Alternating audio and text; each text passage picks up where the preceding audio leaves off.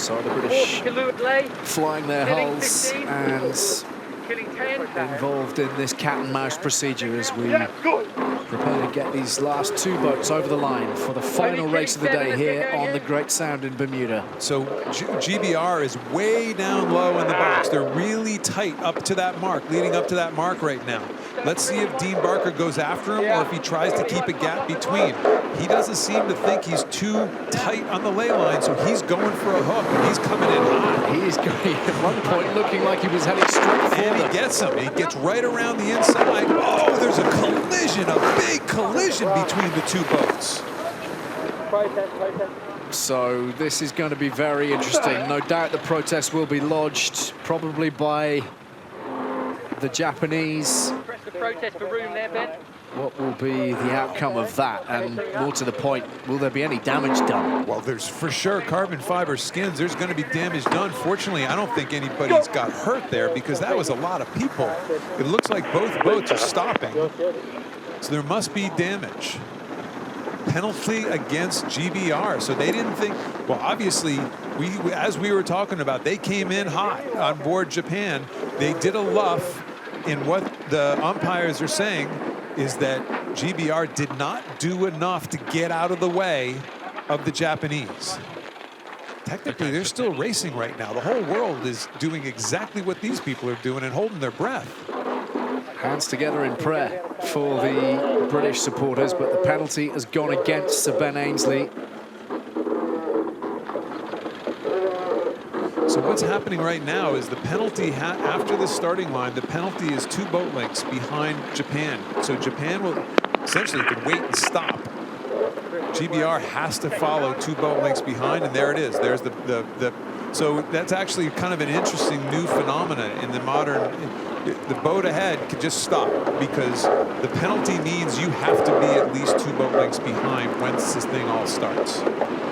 Well, obviously, there's not damage on board the boats enough to have them prevent them from sailing right now, but wow. Big collision and a big event at the start of this final race, and it's allowed the Japanese to get off to a flyer. The hulls coming together in no uncertain terms, but Sir Ben Ainslie on the back foot from the outset as they reach Mach 1. Taking a bit of a dive as well.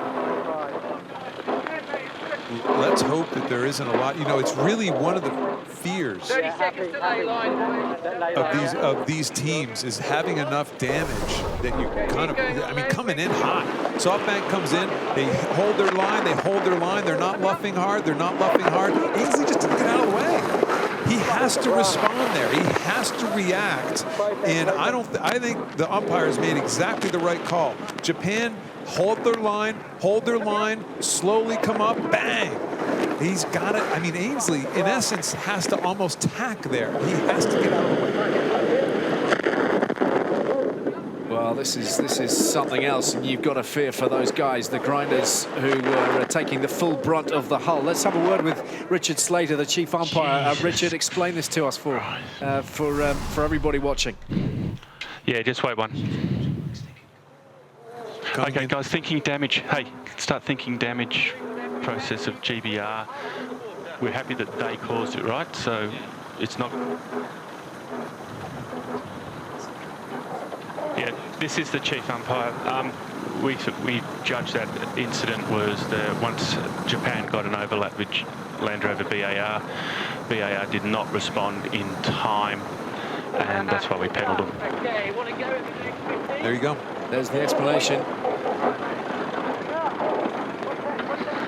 That's going to be a great feature for us throughout this series, Ali, is being able to talk to Richard and getting his exact opinion. Certainly some concerned shore team members for both of these boats right now, because it is one of the fears of any program. You have enough damage, you could get wiped out of a couple days, and all of a sudden you're in trouble. Numbers, come on. Hit it, boys, hit it. So a dramatic start to the final race of the day here, and the British have it all to do. I'm looking desperately to try to find some damage. If there were damage, it would be right back in this area there, and I'm just not so sure we see much, which is a really good. Oh, there's some damage on the water line. I think right in here. There's something right there. Yeah, there's a little bit of carbon fiber right there. So the skins are broken. It looks like there might even be a crack right in this area, right there. So there is some damage to the boat. If there's skin damage, that means that there's water getting inside of that skin. It's not going to be easy to repair. So the boys in the sheds are going to be busy tonight. Holy mackerel. And glue has to dry. It's not like you just wave a magic wand and this stuff fixes itself. This is why these teams have the best boat builders on the planet for exact situations just like this.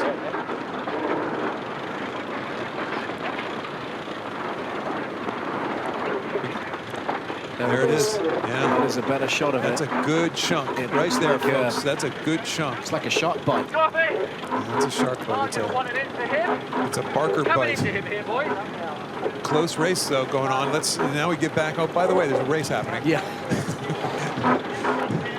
It's a tight one as well, or it's one that's getting tighter. And Barker is actually holding a very similar strategy to what he had in that first race against Artemis, a race he eventually lost, but tight cover, more kind of conventional match racing, tight cover. Here he is essentially right on top of Land Rover BAR and trying to use the wing wash, or the disturbed air off of his wing, to slow down the Brits. You talked about hand-to-hand combat, Ken. We've seen hull-to-hull combat. And it won't be the last time over the America's Cup weeks that we see it, I'm sure. It will not be the last time. Common denominator so far, we had a pretty serious collision in the practice racing, and it was again Land Rover BAR actually taking a little bite out of Emirates Team New Zealand. So yeah, Ainsley, they say in NASCAR, if you're not rubbing, you're not racing, right? So I think Ainsley might be driving NASCAR cars in his spare time. On board the British boat. Ley line is 40 away. Look of steely determination from the helmsman. And Only these guys, 100 I think, meters. preparing Yeah. for their long night. They're running for the glue. Only 100 meters in this, Ali, and we've seen far bigger leads than that actually evaporate in no time so far today. Day number 1. So the onus firmly on the Japanese and Dean Barker to make that penalty count, to try to see it through all the way. Heading up towards gate 3. Now, one advantage is, as far as the fairing of these hulls and that damage on board the Brits' boat, is the hull's out of the water most of the time. So they need to get it solid. They need it to get it in one piece. They need to get it dry. And the actual fairing part of it may not be the biggest critical part of the repair.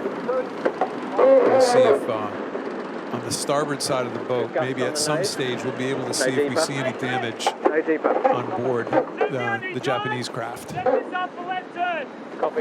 Japanese round gate 3, followed by the British team.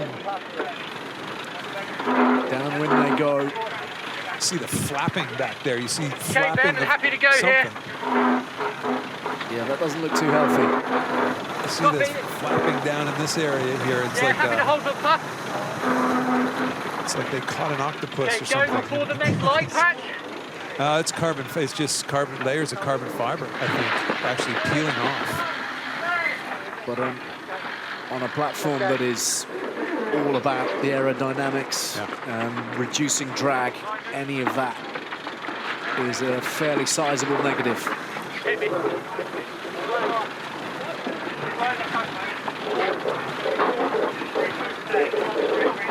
200 meters between it. It's certainly not insurmountable. What's really impressive here, obviously, with professional teams like this, is how they both teams have shaken it off, and they're ripping around the race course after what appears to be a reasonably serious collision in the pre-start. So I would say that's part and parcel for guys like this. They're almost immune to the pressure, and they just kind of, okay, little bump, send it, off we go. And they're so skilled, aren't they? I mean, it goes without saying that they will be able to do something to patch that up in time for tomorrow. You would have thought if it's not preventing them overly from doing what they need to do today, then if they have to work through the night, they will do that. They will be back on the water tomorrow. If there's anything that's 100% in this life, besides death and taxes, is that they will be working through the night to put that back together. That is an absolute guarantee.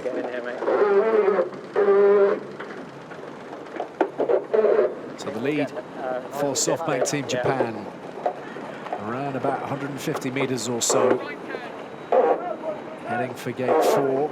Yep, and let's make sure, you know, from a ley line standpoint, get them down into the gate. They certainly don't want to have to make another maneuver as they're coming toward the gate, but it looks like they have it split pretty well.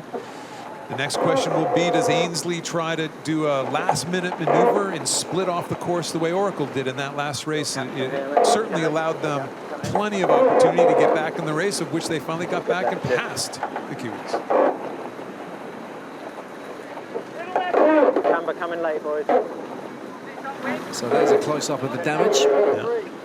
That's just peeling layers of carbon fiber right there. So obviously there's a bit of a crack in the hull, and those layers are kind of peeling, unsticking from each other, creating a little telltale along the side of the hull. Ainsley decides to follow around Ali and not do the split. That's an interesting call. What are the dice he can roll at this point? Well, you know, obviously it was a ley line going into that last gate that he didn't think they had enough room to pull off that last second jibe and go around the other mark. So he's going to have to try to grind him down in another form or fashion, the old-fashioned way.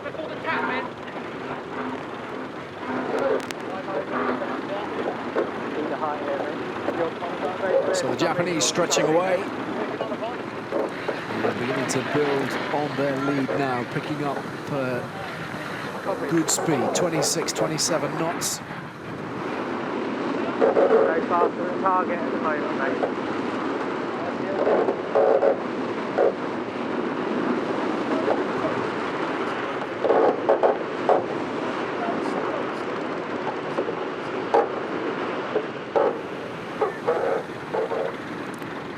No visual, copy. We've got high mode now, and I see.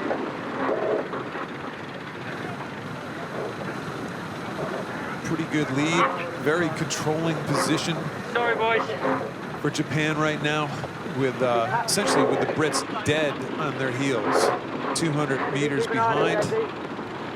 Would have to be a pretty big wind shift or a reasonably large mistake, but we've seen them so far today. We have certainly seen situations that have been surprising with regard to teams coming from well beyond. Good games all the time up here, mate. Just weapons, aren't they? Machines. Going to come quite quick, yeah. Flying machines. Get around this side of the hull and see if there's any damage to that starboard side of the Japanese boat. Happy, mate. As we zoom in here a little bit, you have better eyes than I do. We're not going to see it on that.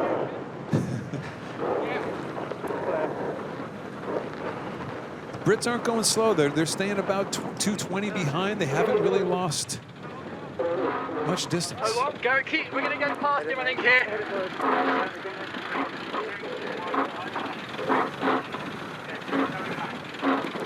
But for all the drama and the excitement of that collision, Ken, those grinders in the Japanese boat, I mean, they were in serious peril at that point. Yeah, that was close. I mean, with the boats that high out of the water, that you know, you could easily see one hull getting under another hull. That's, I mean, talk about drama. Well, a really good example as to quite why everybody's wearing helmets for starters. Fair point. Fair point. Lots of safety measures all over these guys, mandated by the rules. For all the right reasons, obviously. So the gap beginning to stretch beyond the 300-meter mark now for the Japanese. And not a whole lot of the course left for the British to do something meaningful about it. Isn't it always the case where when you're ahead Everything's more settled. You look smoother. You look better. It's, like you said earlier in the broadcast, the Japanese are accredited to be the first team to do a foiling tack, and now it's simply commonplace. Yeah, it's become regulation, hasn't it? And Yeah. I just wonder as well, Ken, we talked already today about some of the crews that have been out here for some time in Bermuda, the Swedes, obviously, the Americans, the Japanese. Just how much of an edge do you think that might have given those three being out here for this length of time already? Well, yeah, it's easy to say. It's certainly easy to say that being here has to be good, but are you saying you're betting against the Kiwis at this stage? Not at all. Yeah. I just wonder how much time on the water, local conditions, local knowledge, and just being settled in one place, being able to get all their ducks in a row, so to speak, in that kind of time span. Well, sailors are pretty adaptable. They're a pretty adaptable lot. And by the way, not just sailors, but sailors' families are an incredibly adaptable lot. And I don't think it's as much that part. I think for example, in the Kiwis example, they could find plenty of flat water training in the Auckland area to go out and try to learn. Water's water. But the nuances of an area, just the comfort level in an area, is certainly something to be said for that. Surely no way back for the British crew at this point. The Japanese beginning to recognize that their work is done in this race. They will register their first victory of the day under Dean Barker and Sir Ben Ainsley. Not making late at the moment. Well, there is plenty to attend to. Amazing, isn't it, how sport has that ability to bring you crashing back down to earth. In this case, quite literally, just a handful of moments ago, they were celebrating a really fine win over the Swedes. Exactly. And now their boats in all kinds of different bits. Well, so what'll be interesting here, I mean, obviously, the second half of this race, and Joey Newton's out on the race course. The second half of this race, all of a sudden, the Brits have felt well off the pace. What do you is there any potential that there's any damage to their? Do they show any signs that their board system or rudder system might have some damage to it, Joey? I can't see anything like that, Ken. I did see, I think their hull might be completely hulled. I did see water pouring out of that damage at one point.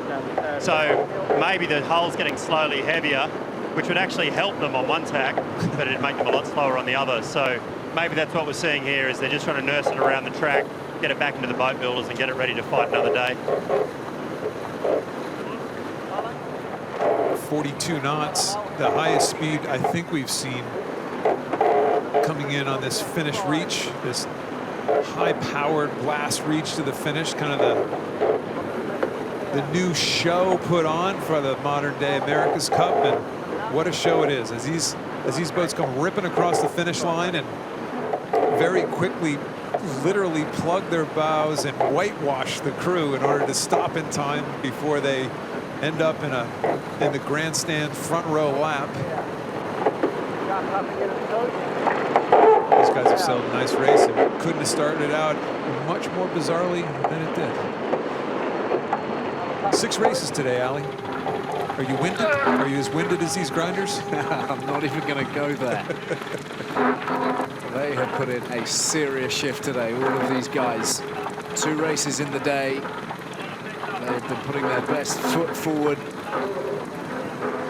SoftBank Team Japan, with Dean Barker at the helm, cruising quietly, calmly through the finish line for their first victory of the day, well earned, and a dramatic race, an extraordinary race, How's the injury factor?